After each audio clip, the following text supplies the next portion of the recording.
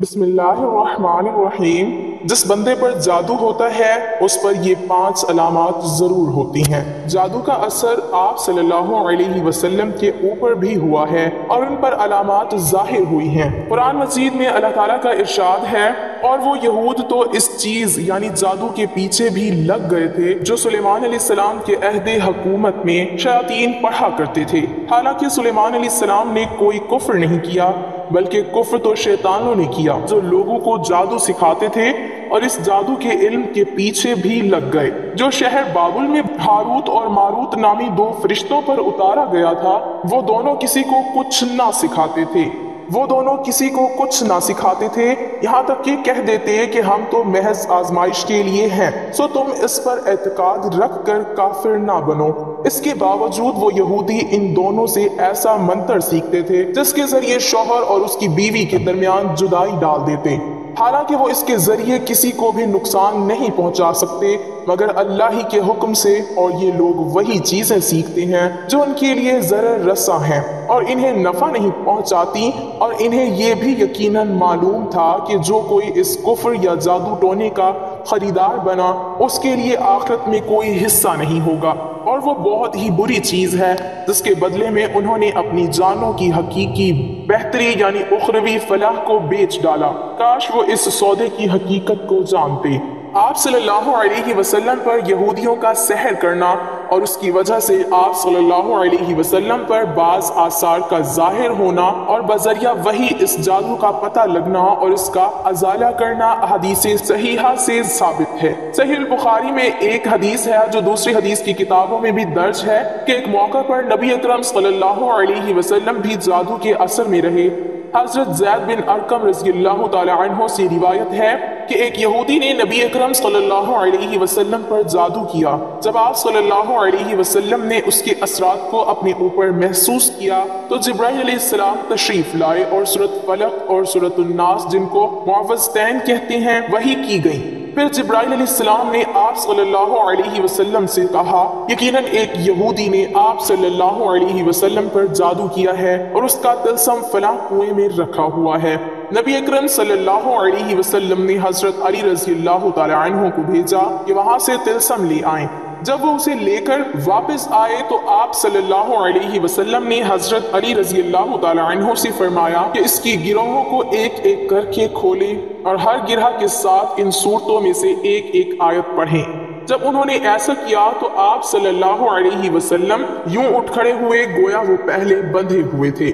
آپ صلی اللہ علیہ وسلم نے فرمایا، جو شخص نجومی کے پاس جا کر اس سے کوئی بات پوچھے تو 40 دن تک اس کی نماز قبول نہ ہوگی۔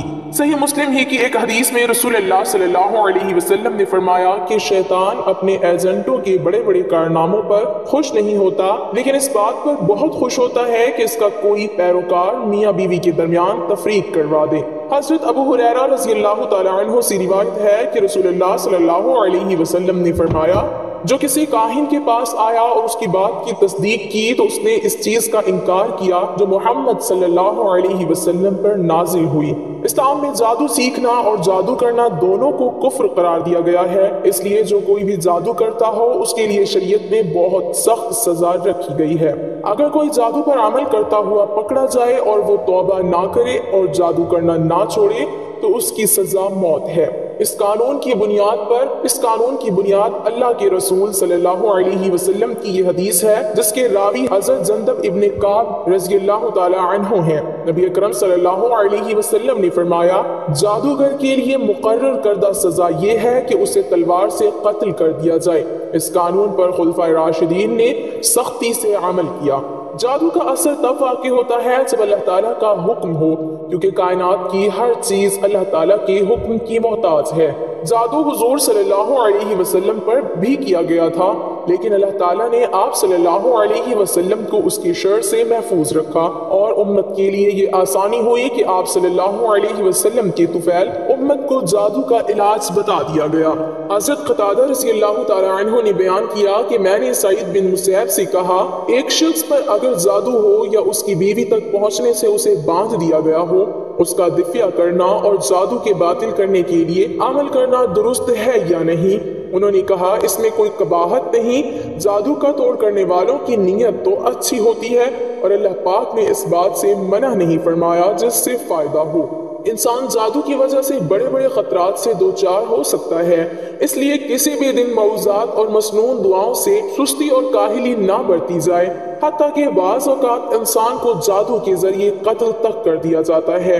کالے جادو کرنے والے ایسے بھی ہوتے ہیں جو جیتے جاگتے انسان کو موت کی نیند سلا دیتے ہیں۔ یہ بات یقینی ہے کہ موت کا ایک وقت مقرر ہے اور وہ اسی وقت مقررہ پر ہی آئے گی، لیکن جس طرح ظاہری طور پر انسان کا قتل ہو جانا سبب کا درجہ رکھتا ہے، اسی طرح جادو کے ذریعے بھی سبب کے درجے میں قتل کیا جا سکتا ہے۔ از روئے شریعت کسی پر جادو کرنا یہ کرانا کفر ہے اور اس کا کرنے والا اور کرانے والا دونوں دائرہ اسلام سے خارج ہیں۔ اگر کسی مسلمان نے یہ عمل کیا یا کرایا تو اسے چاہیے کہ فوراً اپنے ایمان کی تجدید کرے، اور اگر وہ شادی شدہ ہے تو اپنے نکاح کی بھی تجدید کرے۔ مختصر یہ کہ جادو خالصاً ایک شیطانی عمل ہے جس سے بچنا، دور رہنا اور مکمل اجتناب کرنا ایمان اور شریعت دونوں کا بنیادی تقاضا ہے۔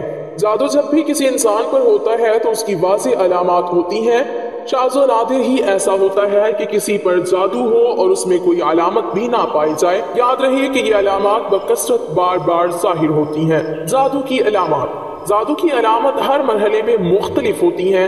نیند میں جادو کی علامات میں سے چند یہ ہیں۔ نمبر 1، ہوا میں اڑنا۔ نمبر 2، سمندر، پہاڑ دیکھنا۔ نمبر 3، درندے، شیر، کتا، جنگلی جانور، سانپ، بچھو، چھپکلی، بلی، قربانی کے جانور، بڑا گوشت دیکھنا، بندر، بیل، اونٹ، خنزیر وغیرہ۔ نمبر 4، نیند میں رونا، چیخنا یا ہنسنا، آوازیں دینا، جھٹکے لگنا، جیسے کسی نے پکڑ کر ہلایا ہے، کسی کو اپنا ہاتھ اپنا پیچھا کرتے دیکھنا اور خوف زدہ ہو کر بھاگنا۔ نمبر 5، برہنہ مناظر دیکھنا یا کسی کو جنسی زیادتی کرتے محسوس کرنا، ڈراؤنی شکلیں دیکھنا، خود کو بلند جگہ سے گرتا دیکھنا، نیند کا کچا ہونا، رات کو نیند کا نہ آنا، نیند میں سختی کے ساتھ ہونٹ چبانا، انسانی غلاظت دیکھنا۔ نمبر 6، قبریں، مردے دیکھنا، کھنڈرات میں خود کو دیکھنا، ویران جگہوں پر دیکھنا، اونچے، لمبے یا چھوٹے قد کے سیاہ ہیولے دیکھنا، جاگنے کے بعد خواب بھول جانا۔ نمبر 7، سوتے میں دیکھنا کہ اسے کوئی چیز کھلائی جا رہی ہے اور جاگنے کے بعد اس کو محسوس کرنا کہ کچھ کھایا ہے، کوئی میرے ساتھ ہے۔ انجانا سا خوف ہے کہ گھر سے نکلا تو مر جاؤں گا، موت کے وسوسے آنا کہ آج مر جاؤں گا، کل مر جاؤں گا، ذہن کا معاف ہو جانا، سوچنے سمجھنے کی صلاحیت ختم ہو جانا، محسوس کرنا کہ یہ کام کوئی زبردستی کروا رہا ہے یا کہلوا رہا ہے، گھر والوں، بیوی بچوں، والدین، بہن بھائیوں سے نفرت محسوس کرنا، غیر ارادی حرکات کا سرزد ہونا۔ نمبر 7، سر، سینے، کمر، سر، سینے، کمر کے نچلے حصے یا کندھوں میں دباؤ، بوجھ اور درد محسوس ہونا، جسم کے کسی ایک حصے میں عموماً سر یا معدے میں مستقل درد رہنا اور دوائی سے افاقہ نہ ہونا اور متلی ہونا یا آنے کا احساس ہونا لیکن نہ آنا، پاؤں کی ایڑیوں اور پنڈلیوں میں درد رہنا۔ نمبر 8، آنکھوں میں تیز چمک کا پیدا ہونا، سانس لینے میں تنگی ہونا اور دل کی دھڑکن کا تیز ہونا۔ نمبر 9، سستی کا عادی ہو جانا، بکثرت جمائیاں آنا، بہت زیادہ بھولنا اور بکثرت نیند کا آنا۔ نمبر 10، نماز، قرآن، اذان وغیرہ سے کراہت، تنگی محسوس ہونا اور دین کے بارے میں کفریہ خیالات آنا، مسجد جانے سے گھبرانا، دل کا تنگ پڑنا، بیت الخلاء میں دیر تک ٹھہرنا اور گناہوں کی جانب شدت سے لپکنا۔ اللہ پاک ہمیں نیک اعمال کرنے کی توفیق عطا فرمائے اور ہمیں پرسکون زندگی عطا فرمائے۔